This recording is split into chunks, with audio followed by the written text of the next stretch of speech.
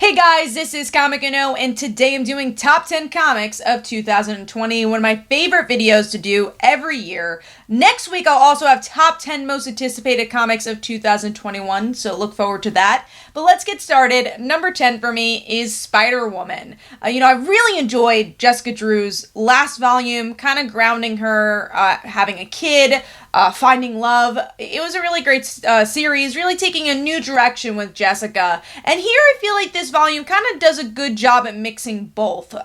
We don't get to see as much of her motherhood just yet, but we do get to see some more of her superheroics, and definitely not forgetting her attachments from last volume. So overall, I've been really enjoying this one, from the twists and turns about her family to just getting back to that superhero action that we know and love from the character, again, without forgetting the family aspect that was introduced in the last volume. So moving on to number 9, which is Teen Titans. This volume did just end, sadly, but we do have another Teen Titans book coming up in March.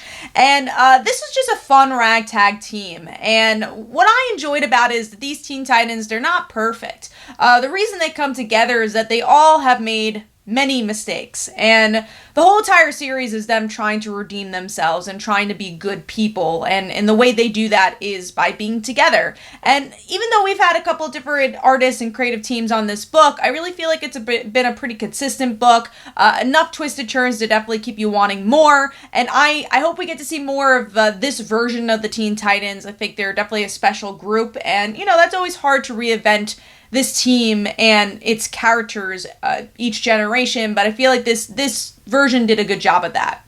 Moving on to number 8, which is Family Tree. So this is from Image Comics, Jeff Lemire, and this one's a ride. I did not expect. Honestly, when I first read this in general, I didn't know what to expect. It's a series called Family Tree, and it's about this girl who turns into a tree, and that's really the driving force of the whole series.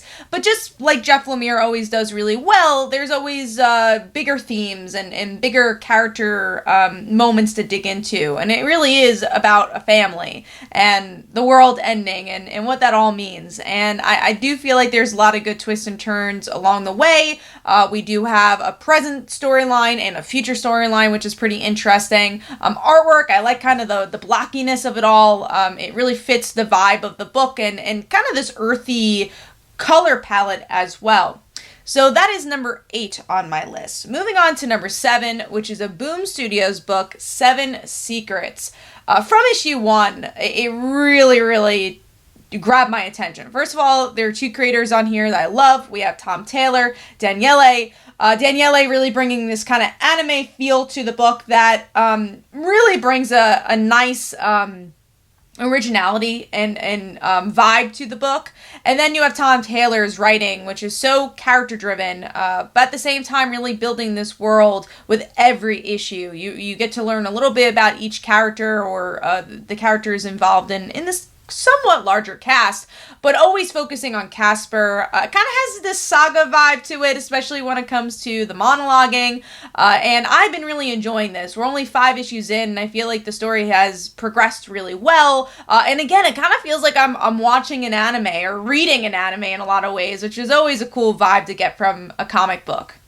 So moving on to number 6, which is Iron Man. I feel like I haven't been able to get truly into an Iron Man book, honestly, probably since Tom Taylor's run on Iron Man, which was pretty short-lived. But before that was Matt Fraction's run of Iron Man. I know that's definitely a favor for a lot of people. It was a favor for me as well. But ever since then, I feel like Iron Man hasn't been that flagship book that it necessarily needed to be. And now finally we're getting back to it, where the artwork is drop-dead gorgeous by Cafu, really bringing kind of this old flair to the book, where you actually have the iron in Iron Man, but without forgetting what has happened to him and the technological advances he's had. And what really grounds this book is not just Tony Stark, and I guess his view of himself, because that's really what this book is about, is deconstructing what Tony Stark is and who Iron Man is. But really what grounds it is his relationship with Patsy. I thought that was such a great introduction to the cast. A character we really don't get to see very much interacting with Tony, but for some reason it just works, and their personalities vibe well together in this book, and I really can't wait to see where it goes. I hope this creative team stays on for the book for a while, because finally Iron Man feels like a flagship again.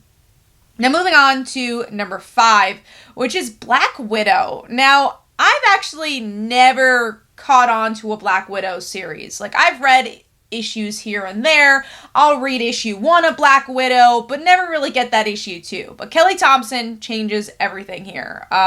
First of all, the artwork also I have to talk about.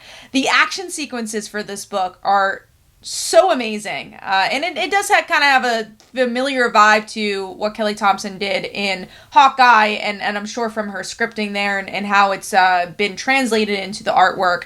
So there's some really gorgeous double-page spreads there. But also the story grounds Black Widow, which has always been hard. You know, she's the super spy, you know, that has very different adventures, I would say. So I feel like different writers do different things with her. So it's kind of hard to kind of place where should Black Widow go next. But here, making her forget about everything was really the best route to go. So she has this normal life, and then she realizes, oh, this is not my real life. And now in 2021, I'm sure they'll explore that more. But I thought that was such a great first story arc to make new readers jump into this book as well and really get into who is Black Widow without it forgetting the superhero, super spy aspect, because you do have Bucky and you do have Hawkeye that shows up in this issue or this series as well. Really great. Can't wait to see where 2021 takes this series. Moving on to number 4, which is an Image Comics book, Firepower by Chris Samnee and Robert Kirkman. And this one, also, pacing has been really great for. So we get to see a prelude book, actually, a whole graphic novel about the world of Firepower. And that same day, we had the Free Comic Book Day that came out, which was the first issue for free.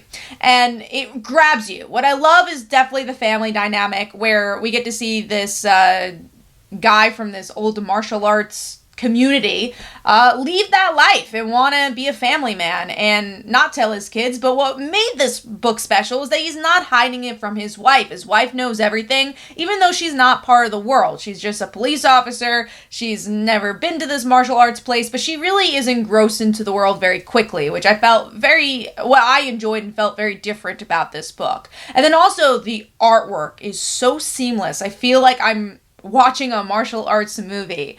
Love the coloring for this book as well. It's just fantastic, and already the family's getting involved too. So the kids didn't know right away, but now they're really getting involved in this story as we also kind of unravel the bigger mystery of what that martial arts community was all about. So that is my number 4. Moving on to number 3, I cannot stop recommending this book, and that is Red Mother. We are getting the last issue in 2021, so it just overlapped into 2021. But man, if you like horror, this is just, for me, the perfect horror book. And it really delves into bigger themes, which is, again, what a good horror book should do. It's really about Daisy dealing with her PTSD, because the book's about her being attacked in the beginning of the series. She loses her eye. She loses her boyfriend. How do you deal with that? For her, she wants to ignore it all. She's like, I don't have any issues. Yeah, I lost my eye, but I'm going to kind of move on with life. And Red Mother is this haunting PTSD monster who says, no, you can't ignore me. You know, we got to deal with this. So, her fears and anxiety literally turns into a monster, and that's Red Mother. I'm sure more secrets will be revealed there with the last issue, but I really just love the creative team and how they work together, and the small moments, the small moments of like her putting her fake eye into the socket, like these small tidbits that really gauge that emotion needed into the book and make you feel for Daisy, because that was definitely the most important part here. Love this book. I hope we get to see more from it in the future or something like this, because it's just perfect horror, really making Red Mother kind of creep in the background and tension build as we get to that finale. Moving on to number 2, which is Marauders. Marauders, the X-Men book. I was going to say issue 1. No. Marauders, which, damn, First of all, when this was announced, I was already really excited for it because I'm a huge Kitty Pryde fan, and everyone on the team was, pretty related to Kitty Pryde's posse, right? We have Nightcrawler, we have Storm on the team, we have Emma Frost too, and then you kind of build up this story of, oh wait, they're also working for the villain. They're working for the Hellfire Club, but it's okay. They're good guys now. So you're already working on this really interesting new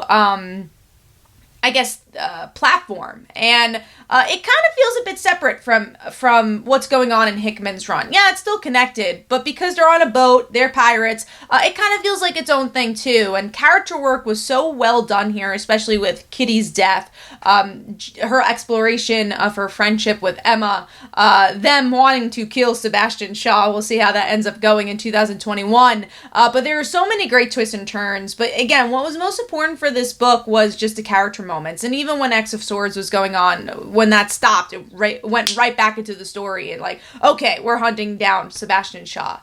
So good stuff. If you're a Kitty Pryde fan, it's a wonderful series, and if you're a fan of any of these characters, I think it's a wonderful series, and it's just a pocket of something really new to the X-Men, but really gauging some of the emotions maybe pent up in these characters and let it fly off into this book. So I really enjoyed it. That is my number 2 pick. Now, number 1 for me, I don't know if everyone will agree with this, but I really enjoyed this book, and that is Batman 3 Jokers. So Batman had a great year. The flagship almost made my top 10. It was very close to making my top 10. But Batman 3 Jokers for me, I like a good beginning, middle, and end. You don't get it much in comics. It's just like everything's serialized, or here is a sequel. And not saying that this didn't build up to a sequel, but if we never get a sequel, I'm completely satisfied. And you don't really get a lot of that in miniseries. Like, I think about, like, the Spider-Man miniseries, right? The original one, where we had this huge cliffhanger, and all we were waiting for is, like, who's the 616 Miles Morales? This book doesn't really do that. It leaves enough open to say, yeah, one day we could do a sequel if this did well enough, which obviously it did, but it's not necessary. It really feels like a full story. And what I like is that, with the Joker, usually we get to see a story between Batman and the Joker. We saw that with Joker War as well. But here it was really about, I would say especially about Jason Todd and the Joker and his relationship with him and the aftermath of his trauma of being killed by him. And there's some other really great small moments between Barbara as well, and we get to see some good movement in the plot for her, and also even a good moment between Joe Chill and Batman. What's nice about books like this that are kind of separated from continuity, anything goes, and I really felt like that's what the team did here. Anything went. Stories that we've always wanted were able to be told here, especially from an emotional, character-driven place. So overall, I love the artwork, I love the story, I thought every issue moved really well, and what I liked about it is what people might have disliked about it, is that I like that it was all very disconnected. It didn't have to go back to Darkseid War. It didn't have to do any of that stuff. It just was its own story, and you could kind of place it wherever you like within the DC mythos. And sometimes those are the best types of storytelling. So that's my top 10 comics of the year. Please let me know in the comments below, what were your favorite comic book titles of the year? This is Comic Uno. Definitely follow me on Twitter and Facebook. Go check out my comics like Father Like Daughter and They Call Her a Dancer. And every Tuesday at 10 p.m. Eastern Time is Comic Book Weekly, where we discuss our favorite comics and comic book news. Thanks, guys. Bye.